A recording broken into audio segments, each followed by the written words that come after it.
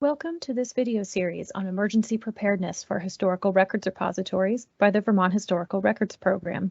The Vermont Historical Records Program is based at the Vermont State Archives and Records Administration and provides guidance and assistance to organizations with historical records. We can conduct on-site assessments, help connect organizations that want to collaborate on initiatives, and we can teach workshops. This video will be discussing how to conduct a risk assessment to understand where your institution is vulnerable and how that can be mitigated. When you think of disasters, you may only think of a few types, but as you can see from this list, there may be some that you haven't thought of. Emergencies and disasters generally fall under three categories. Natural disasters, which include things like storms, floods, extreme temperatures, earthquakes, and the one on everyone's mind, pandemic. There are disasters caused by human hands, which can be accidental or intentional, including things like cyber attacks, civil disorder, acts of violence and terrorism, hazardous material leaks, or infrastructure failure.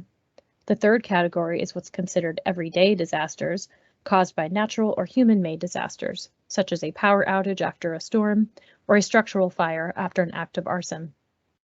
This table shows the natural hazards that rank highest for Vermont, as determined by the State Hazard Mitigation Plan in 2018. It's probably no surprise that the biggest hazards involve flooding, but it is interesting to see how low infectious disease outbreak ranked on the plan just 2 short years before the COVID-19 pandemic. The state updates its hazard mitigation plan every 5 years, and this table might look a little different at the next assessment. Please note that this table only includes natural disasters. 4 steps to undertaking a risk assessment. You first have to identify the hazards that your institution faces and then assess how much of a risk they present. Then you can mitigate those hazards identified as the highest priority. Finally, you'll want to monitor those hazards identified and reassess in the future if your mitigation strategies are still working. Let's go through each of these steps in more detail. There are many places to look when you're trying to identify potential hazards. First, take a look at your setting. Where are you located? What is the geography around you? Are you near a river, maybe located on a floodplain? Is your institution located in a rural area or a more urban area? Who are your neighbors and what is your area's crime rate? And take a close look at your infrastructure. For example, is there a dam or a chemical plant located nearby?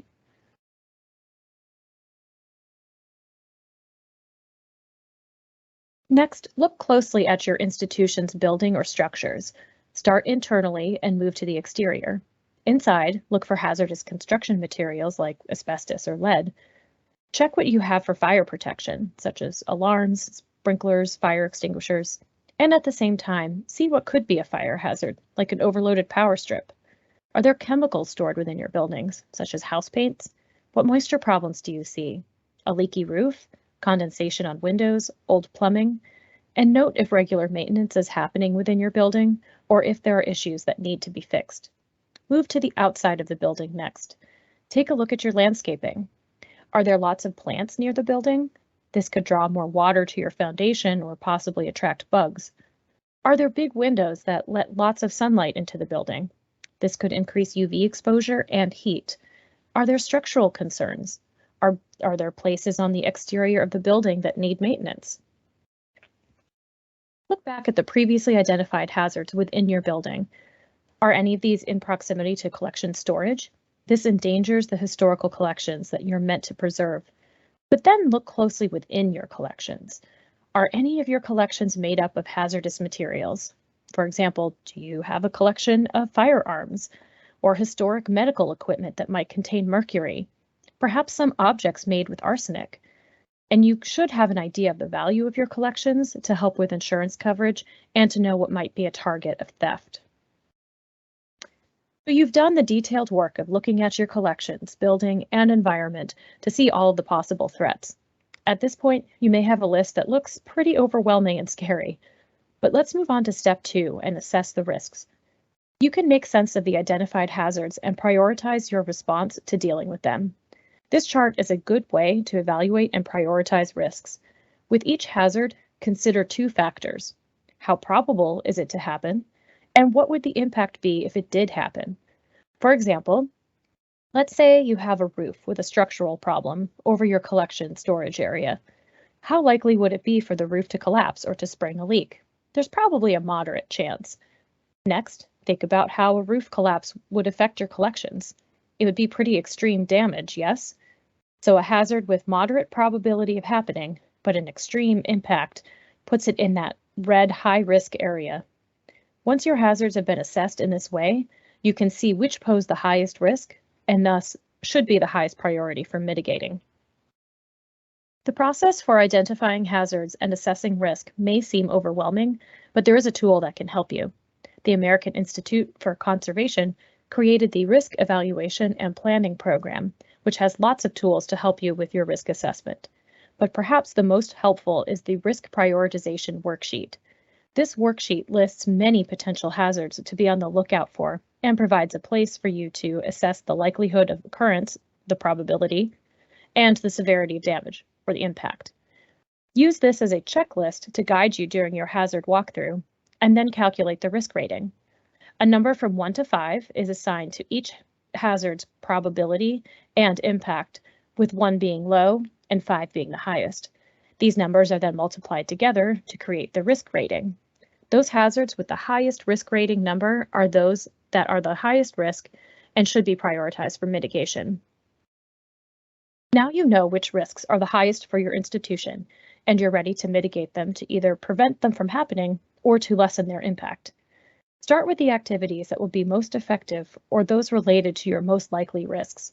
However, fixing some hazards in your building could be expensive. One source for funding is the Cultural Facilities Grants offered by the Vermont Arts Council.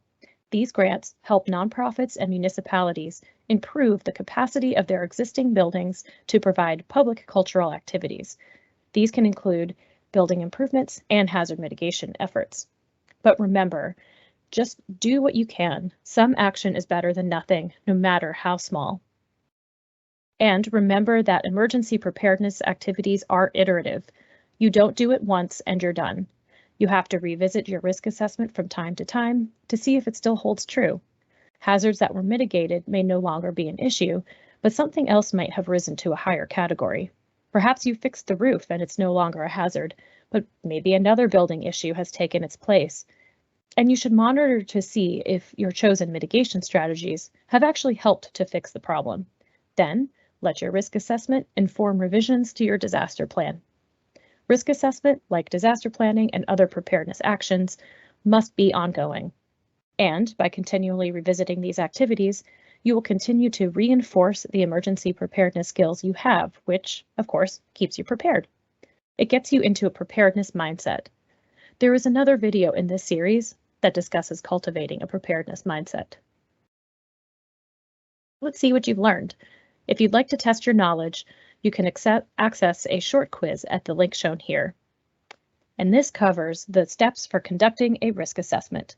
For more information about emergency preparedness, you can view the other training videos in this series or visit our resource library at the link on the screen.